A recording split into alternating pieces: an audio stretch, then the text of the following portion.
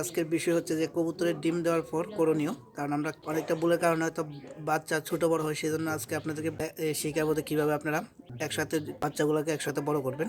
এই হচ্ছে আমার মাদিটা যে ডিমটা দিচ্ছে, আমি কী করবো, এই ডিমটা সরিয়ে একটা প্লাস্টিকের ডিম দিয়ে দেবো। তারপরে দ্বিতীয় যে ডিমটা পারবে ওই ডিমটা পারার পর প্লাস্টিকের ডিমটা সরিয়ে ওই দুইটা ডিম দিয়ে দেবো একসাথে। তাহলে কী করবে, দুটো ডিমই সুন্দরভাবে তা দিবে এবং সুন্দরভাবে দুইটা বেবি ফুটবে সুন্দরভাবে। এই হচ্ছে নটটা আর এই হচ্ছে মাদিটা। আপনারা এই কৌশলটা অবলম্বন করতে পারেন, তাহলে দেখবেন বেবি ছোটো বড়ো হবে না। কারণ আমি গতবার যে ভুলটা করেছি এই ভুলটা এবার করতে চাই না, সেজন্য প্লাস্টিকের ডিম নিয়ে আসছি।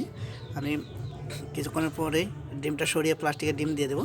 তারপর যখন দ্বিতীয় ডিমটা পারবে তখন আবার এটা সরিয়ে দ্বিতীয় ডিমটা দিয়ে দেবো। এভাবে করলে হয়তো আপনাদের সমস্যা, বাচ্চা ছোটো বড়ো হওয়ার সমস্যাটা চলে যাবে। এই হচ্ছে আজকের ভিডিও। যদি ভালো লাগে অবশ্যই লাইক কমেন্ট শেয়ার করে পাশে থাকবেন, আর অবশ্যই আমার চ্যানেলটা সাবস্ক্রাইব করে দেবেন। ধন্যবাদ সবাইকে।